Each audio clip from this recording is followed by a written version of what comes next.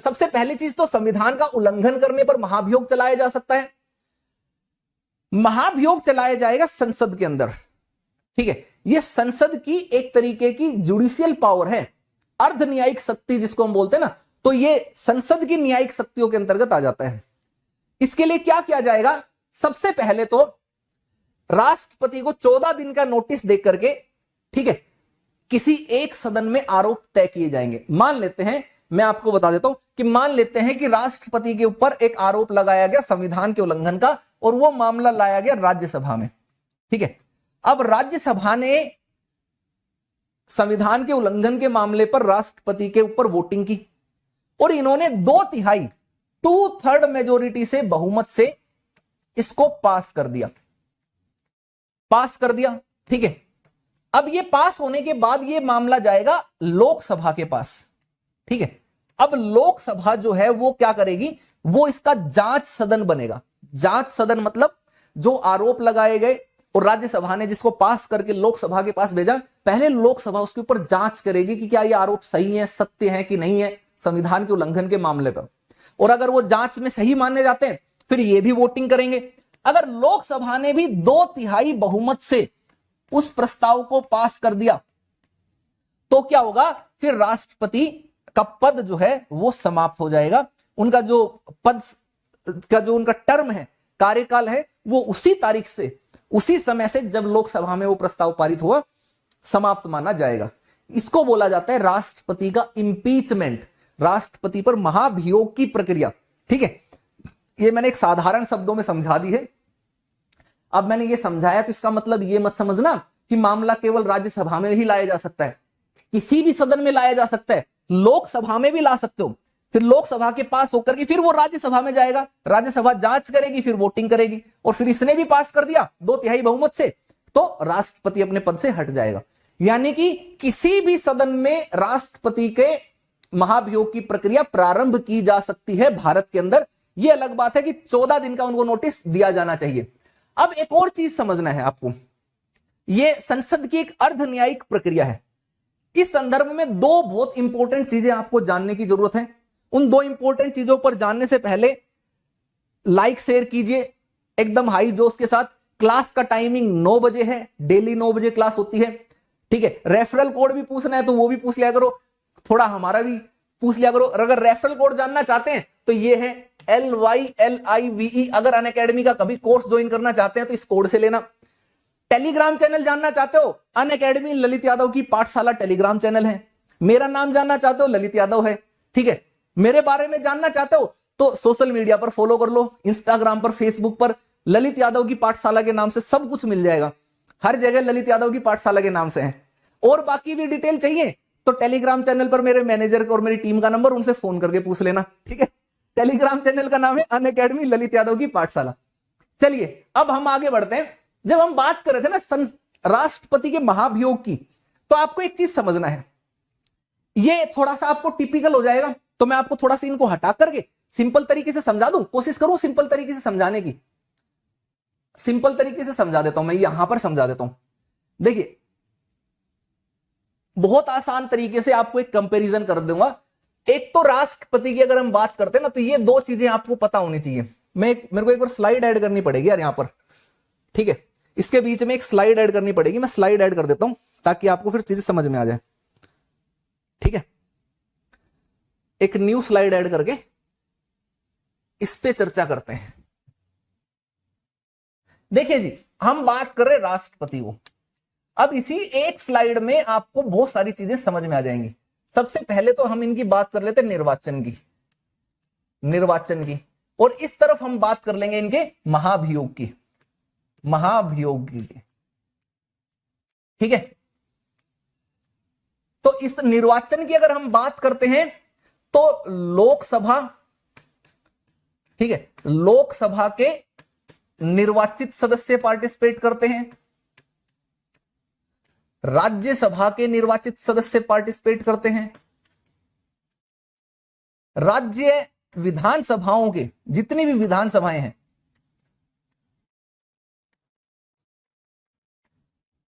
इनके निर्वाचित सदस्य पार्टिसिपेट करते हैं। दिल्ली प्लस पुद्दुचेरी,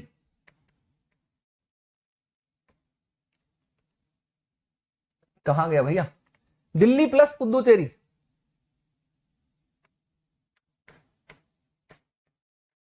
इनके निर्वाचित सदस्य पार्टिसिपेट करते हैं। ये हो गए 4 जो राष्ट्रपति के इलेक्शन में पार्टिसिपेट करते हैं।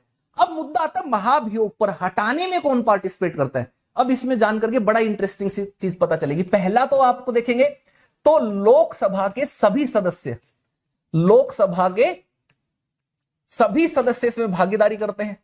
इसका मतलब सभी में कौन आ गया, नामांकित भी आ गए और निर्वाचित भी आ गए। ठीक है, ऐसे ही दूसरा होता है, उसको बोलते हैं राज्यसभा। राज्यसभा के सभी सदस्य, यानी इसके भी नामांकित सदस्य और निर्वाचित सदस्य, ये आ गए। ये आपको समझना है। यानी कि जो नामांकित सदस्य हैं वो राष्ट्रपति के इलेक्शन में भागीदारी नहीं करेंगे। इसका मतलब क्या है, चुनाव में जो है, चुनाव में नामांकित जो है वो भागीदारी नहीं करते हैं, लेकिन उनको हटाने की प्रक्रिया में है। हटाने में जो नामांकित सदस्य हैं वो क्या करते हैं, भागीदारी करते हैं, वो पार्टिसिपेशन उनका रहता है। एक तो ये बड़ा अंतर है निर्वाचन और महाभियोग की प्रक्रिया में। दूसरा सबसे बड़ा अंतर, जो विधानसभाएं थी ना, ये राज्य विधानसभाएं जो 3 और 4 नंबर के थे, ठीक है, इनका राष्ट्रपति को हटाने में कोई रोल नहीं रहता है। ना तो राज्यों की विधानसभा, ना ही केंद्र शासित प्रदेशों की विधानसभा। अब ऐसे में एक सवाल बन जाता है, बड़ा ही गजब का सवाल रहेगा। आप सब लोग बड़े ध्यान से समझना, इसमें थोड़ी सी रीजनिंग टाइप की मिक्स हो जाएगी और यूपीएससी इस तरीके के सवाल पूछती है। सवाल यह रहेगा, निम्नांकित में से कौन से सदस्य उपराष्ट्रपति के, उपराष्ट्रपति का छोड़ देते हैं, उपराष्ट्रपति का बाद में बात कर लेंगे, राष्ट्रपति का ले लेते हैं। निम्नांकित में से कौन से सदस्य राष्ट्रपति के निर्वाचन में तो हिस्सा होते हैं लेकिन उनके महाभियोग में हिस्सा नहीं होते। ठीक है, और ऐसे में आपको विकल्प दे दिया जाएगा, पहला लोकसभा के नामांकित सदस्य, दूसरा लोकसभा के निर्वाचित सदस्य, तीसरा विधानसभा के निर्वाचित सदस्य, चौथा राज्यसभा के नामांकित सदस्य। अब इन चारों में से आपको आंसर देना है कि करेक्ट आंसर, सही आंसर क्या रहेगा। तो आप लोग करेक्ट आंसर दीजिए जल्दी से। शायद एक ने आंसर दिया है कुमार आकाश के नाम से, विधानसभा के सदस्य, बिल्कुल करेक्ट आंसर है। विधानसभा के मेंबर्स जो है ना, वो राष्ट्रपति के चुनाव में भागीदारी करने, देखिए चुनाव में कर रहे हैं लेकिन महाभियोग में नहीं कर रहे। ठीक है, तो ये एक अंतर आपको समझना है। ये बहुत जरूरी चीज है, इस टेबल को आप नोट डाउन कर सकते हैं। ठीक है, एक बार अपने पेपर में बना भी सकते हैं, यहां से क्वेश्चन आएगा ही आएगा। इसके आगे मैं इंपॉर्टेंट लिख दे रहा हूं, मोस्ट इंपॉर्टेंट सवाल बन सकता है, एमसीक्यू टाइप के एग्जाम में बन सकता है। ठीक है, चलिए अब आगे बढ़ जाते हैं। इसमें सेम वही चीज बता रखे कि दोनों सदनों के नामांकित सदस्य जिन्होंने राष्ट्रपति के चुनाव में भागीदारी नहीं की, महाभियोग में भाग ले सकते हैं, वही चीज। अब एक और इंटरेस्टिंग सी चीज, भारत में आज तक किसी भी राष्ट्रपति पर कोई महाभियोग की प्रक्रिया नहीं की गई है, चलाई नहीं गई है। ठीक है,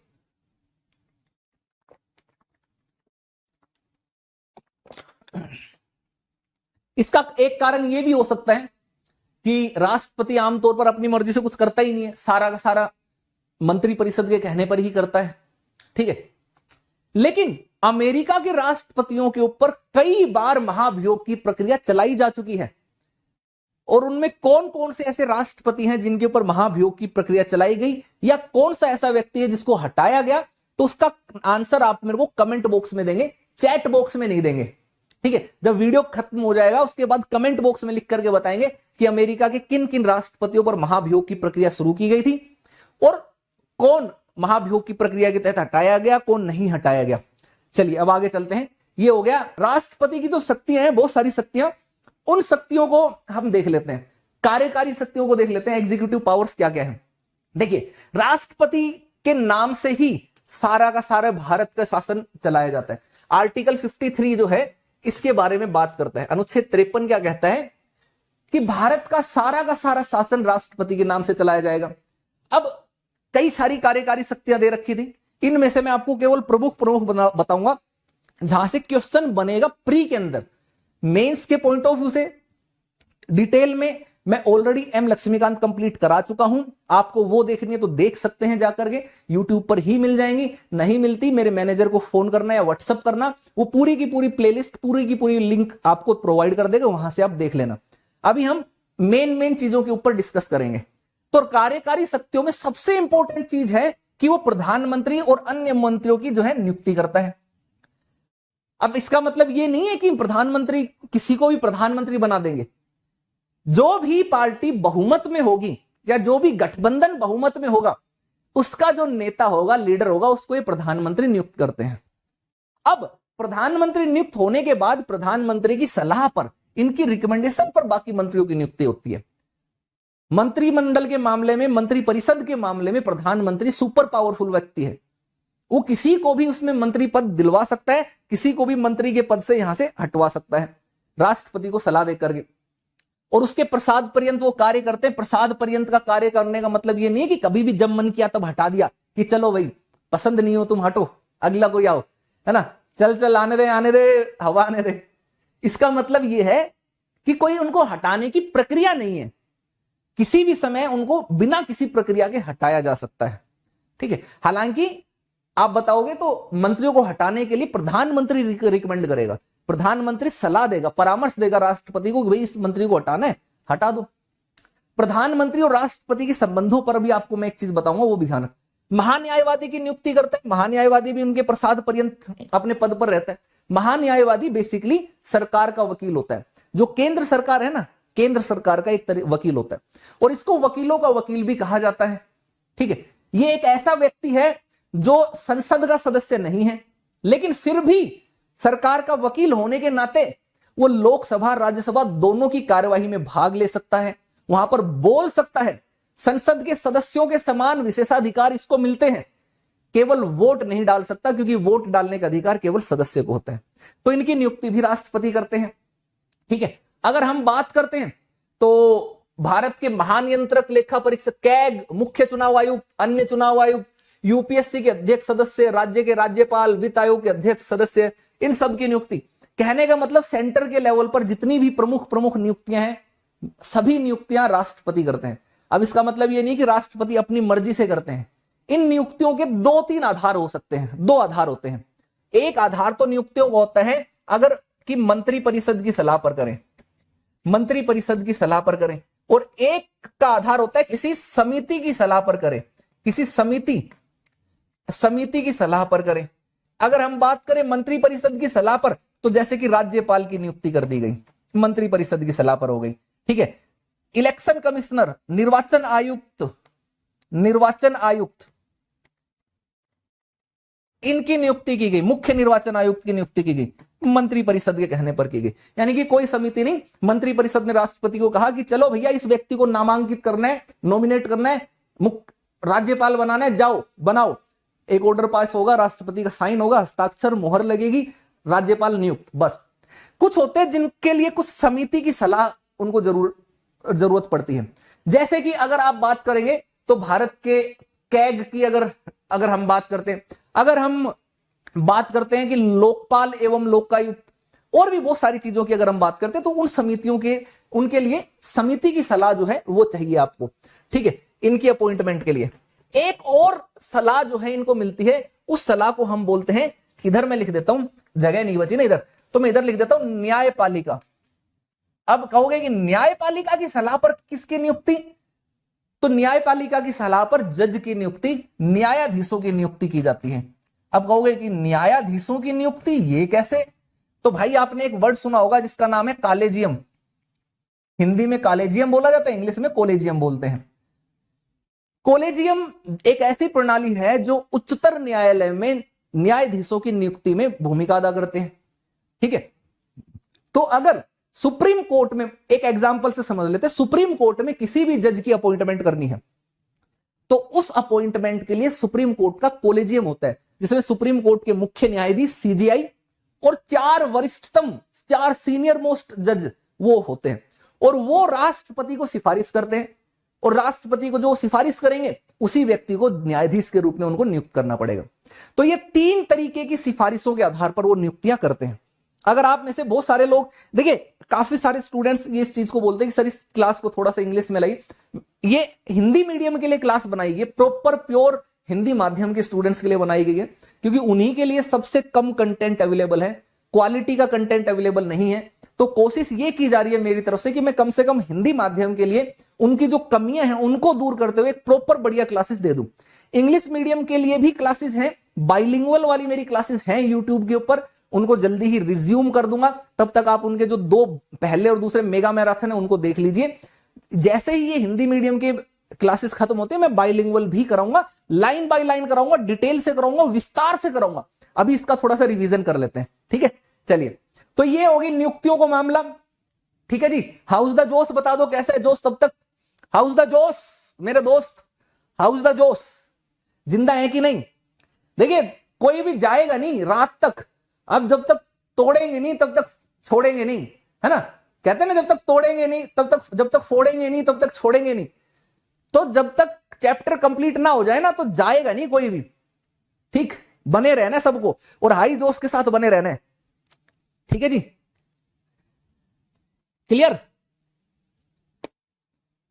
बहुत बढ़िया, बहुत बढ़िया, वेरी गुड।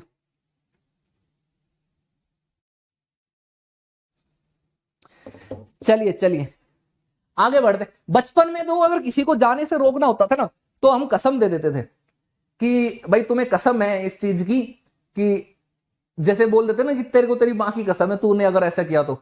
कसम बड़ी वो चीज होती थी, है ना। तो ऐसे ही आपके लिए भी एक इस तरीके का कोई उपाय ढूंढना पड़ेगा कि आपको भी कसम दी जाए कि भाई कसम है तुम्हें, जाओगे नहीं छोड़ करके, है ना, ठीक है। चलिए अब आगे चलते हैं। जितने भी आयोग हैं, अगर आप प्रमुख प्रमुख आयोग देखते हैं, चाहे वो अनुसूचित जाति के लिए आयोग हो, जनजाति के लिए आयोग हो, अन्य पिछड़ों वर्ग के लिए आयोग है, जो आर्टिकल 338 के अंतर्गत आप देखते हैं ना, 338, फिर 338 ए में आप देखते हैं, ठीक है। फिर उसके बाद 338 बी में आप देखते हैं। इन सब के लिए आप जो है वो कर सकते हैं, ठीक है जी। इन सब की नियुक्तियां, इन आयोगों के जो प्रमुख हैं इनकी नियुक्तियां जो है राष्ट्रपति करते हैं। अंतरराज्य परिषद की स्थापना, जिसको हम बोलते हैं आर्टिकल 263, 263, इसके तहत इनकी स्थापना भी राष्ट्रपति के पास शक्ति है, राष्ट्रपति इसके पास ये पावर जो है, ठीक है। चलिए आगे चलते हैं।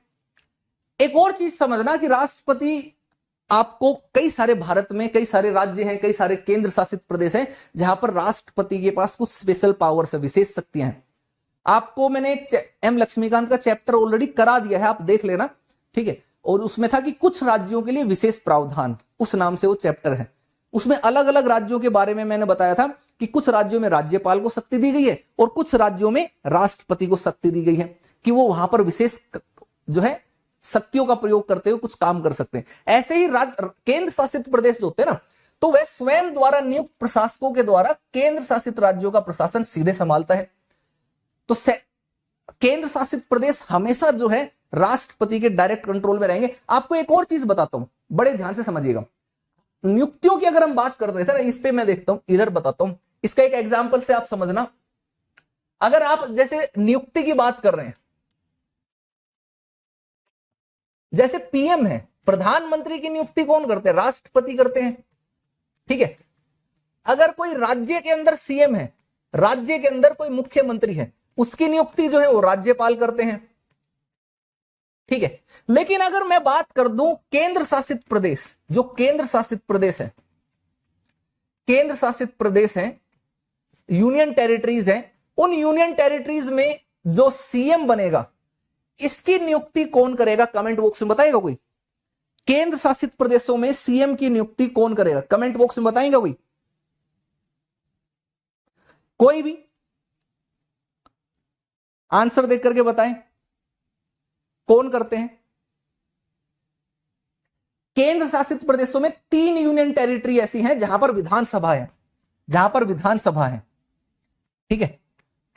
कौन कौन सी? दिल्ली, जम्मू एंड कश्मीर और पुडुचेरी, पुदुचेरी, इनमें सीएम की नियुक्ति राष्ट्रपति करते हैं, ये ध्यान रखना। हालांकि यहां पर एलजी भी होता है, लेफ्टिनेंट गवर्नर जिसको बोलते हैं, उपराज्यपाल जिसको बोलते हैं, वो भी होते हैं, लेकिन नियुक्ति जो है वो राष्ट्रपति ही करेंगे। रीजन क्या है कि यूनियन टेरिटरीज जो ना डायरेक्टली सीधे सेंटर के अधीन होती हैं, ठीक है, और सेंटर के अधीन की जितनी भी नियुक्तियां होंगी, जितनी भी अपॉइंटमेंट होंगी, वो सारी की सारी नियुक्तियां राष्ट्रपति करते हैं। ये चीज आपको समझ के वजह चलना है। चलिए, तो यहां पर मैंने यही समझाने की कोशिश की, केंद्र शासित प्रदेशों का शासन जो है वो डायरेक्ट इनके कंट्रोल में रहता है, ये चलाते हैं। किसी भी क्षेत्र को अनुसूचित क्षेत्र घोषित कर सकता है। अनुसूचित क्षेत्र घोषित करने से फिर क्या होगा कि उस क्षेत्र के अंदर स्थानीय स्तर पर कुछ विशेष शक्तियां स्थानीय लोगों को मिल जाती हैं, जैसे कि ग्राम सभा जो है उसको की परमिशन लेकर के आपको फिर बहुत सारे काम करने पड़ते हैं, ठीक है। वहां पर कानून लागू करते टाइम, संसद के कानून लागू करते टाइम आपको वहां पर परमिशन लेनी पड़ती है, राज्यपाल उनमें कुछ मॉडिफिकेशन करके कर सकता है। ये सारी की सारी चीजें ऑलरेडी मैंने आगे के चैप्टर्स में समझा दी है। आपने अगर नहीं देखा है तो वीडियो के डिस्क्रिप्शन में इसकी प्लेलिस्ट है, बिल्कुल नीचे जाकर के प्लेलिस्ट मिलेगी, उसको ओपन करना, उसमें आपको प्रोविजंस मिल जाएंगे। अनुसूचित क्षेत्रों तथा जनजातीय क्षेत्रों के प्रशासन से संबंधित शक्तियां जो है वो इनके पास होती है। अब कुछ विधायी शक्तियों के ऊपर आ जाते हैं, लेजिस्लेटिव पावर्स पे आ जाते हैं। ये बहुत इंपॉर्टेंट है, यहां से सवाल जो है वो मिलता है। चलिए, राष्ट्रपति भारतीय संसद का एक अभिन्न अंग है, वास्तविकता है। अगर हम संसद की बात करते हैं, संसद का चैप्टर भी मैं आपको पढ़ाने वाला हूं वैसे, ठीक है। संसद जो है ना राष्ट्रपति के बिना अधूरा है। संसद के 3 हिस्सों में हम बात करते हैं, 3 अंग मानते हैं। एक तो जिसको हम बोलते हैं लोकसभा, ठीक है, दूसरी होती है राज्यसभा, तीसरा जो होता है वो होता है राष्ट्रपति। ये तीनों मिलकर के संसद का गठन करते हैं। अब आप कहोगे सर राष्ट्रपति कैसे? अभी तो आप कह रहे थे वो कार्यपालिका का हिस्सा है, अब कह रहे हो राष्ट्र संसद का भी अंग है। ये कैसे हो रहा है?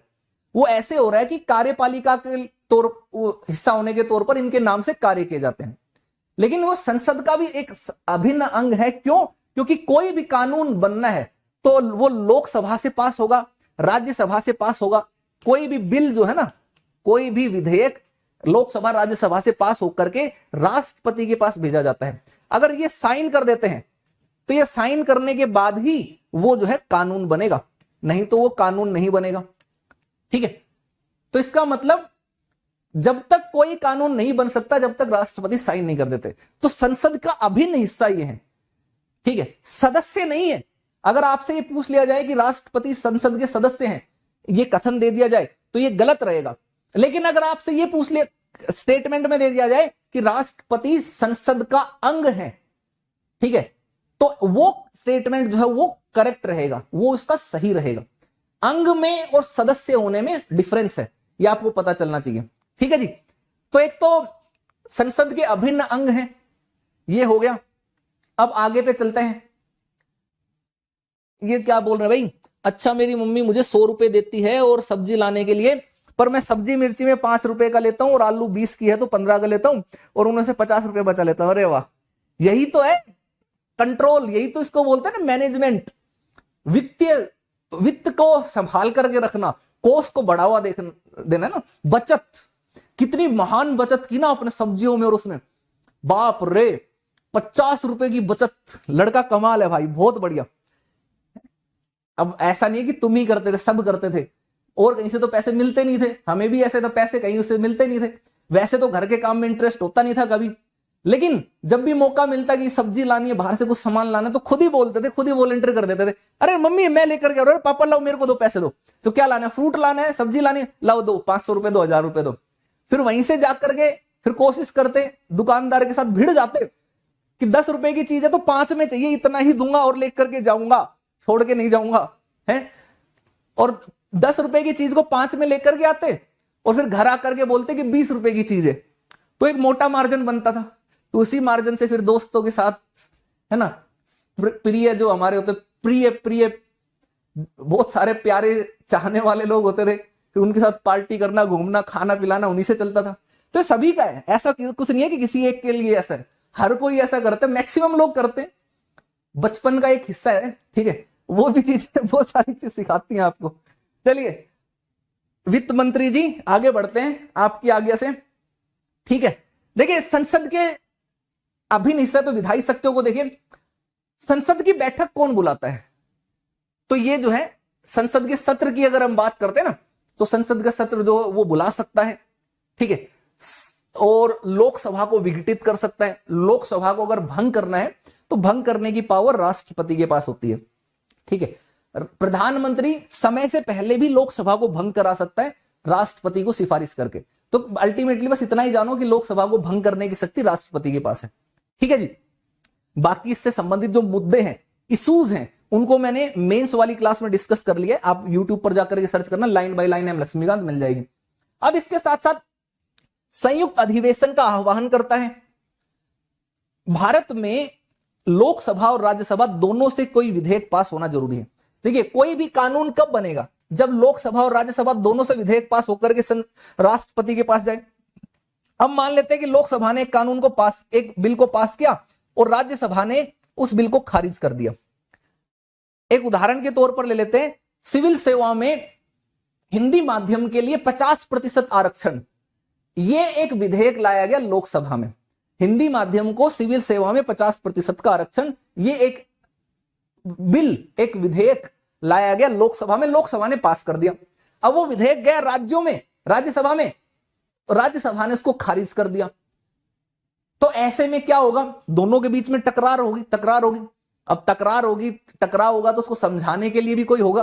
जैसे आपकी भी किसी के साथ टकरार, आपके लड़ाई झगड़ा होता है तो सुलझाने के लिए, समझाने के लिए, बीच बिचौलिया कराने के लिए कोई आते हैं ना, वो मामला सुलझा देते हैं। तो ऐसे ही इस मामले को सुलझाने के लिए क्या की जाती है? संयुक्त बैठक की जाती है, ज्वाइंट सिटिंग की जाती है। और ये संयुक्त बैठक जो है ना, इसका प्रावधान संविधान के आर्टिकल 108 में दिया गया है। ठीक है, इस संयुक्त बैठक की अध्यक्षता जो है वो स्पीकर करते हैं लोकसभा के। स्पीकर नहीं होंगे तो डिप्टी स्पीकर करेंगे, डिप्टी स्पीकर नहीं होंगे तो जो राज्यसभा के जो डिप्टी चेयरपर्सन है वो करेंगे। ठीक, अब मुद्दा यह है कि ये बैठक बुलाएगा कौन, और इस बैठक के जो रूल रेगुलेशन है, नियम है, वो कौन निर्धारित करेगा? तो ये सारे के सारे काम जो है ये निर्धारित करते हैं राष्ट्रपति। ये पावर होती है प्रेसिडेंट के पास। संयुक्त बैठक राष्ट्रपति बुलाएंगे, नियमों का निर्धारण भी वही करेंगे। ठीक है, आर्टिकल 118 118 इसके अंदर संयुक्त बैठक से संबंधित नियम बनाने के जो प्रावधान है वो दिए गए हैं कि राष्ट्रपति लोकसभा के स्पीकर और राज्यसभा के सभापति इनसे बात करके, इनसे कंसल्ट करके संयुक्त बैठक के नियम बना सकता है। ठीक है, तो अब संसद में आप देखो, संयुक्त संसद का सत्र बुलाना है तो ये बुला रहे हैं। ठीक है, विघटित करने हैं लोकसभा को, राष्ट्रपति कर रहा है। इनके बीच में डेडलॉक है, आपस में मतभेद है, समस्या को सुलझाने के लिए कोई संयुक्त वो बुलाना है, संयुक्त बैठक करानी है, वो भी राष्ट्रपति कर रहा है। तो देखो राष्ट्रपति का बहुत है। इसके साथ साथ एक बहुत इंटरेस्टिंग सी चीज मैं आपको बताता हूं। जब भी नया इलेक्शन होगा, कभी भी कोई भी नया इलेक्शन होगा, नई लोकसभा का गठन होगा, ठीक है, तो उसके अंदर जो पहला अधिवेशन है, पहली बैठक है, पहला अधिवेशन संसद के नई लोकसभा के पहले अधिवेशन में राष्ट्रपति जो है वो संबोधन करता है। ठीक है, वो राष्ट्रपति वो संबोधित करता है। यही नहीं, रुको जरा, कहते ना, रुको जरा, सब्र करो, रुको जरा। नए साल पर जैसे ही नया साल आएगा और उस साल का जो पहला अधिवेशन होगा वो भी राष्ट्रपति ही संबोधित करेगा। ठीक है, तो दो चीजें हैं ध्यान रखना, एक तो नई लोकसभा का पहला अधिवेशन और नए वर्ष का पहला अधिवेशन। चाहे इस लोकसभा 3 साल 4 साल 1 साल 2 साल कितनी भी पुरानी हो,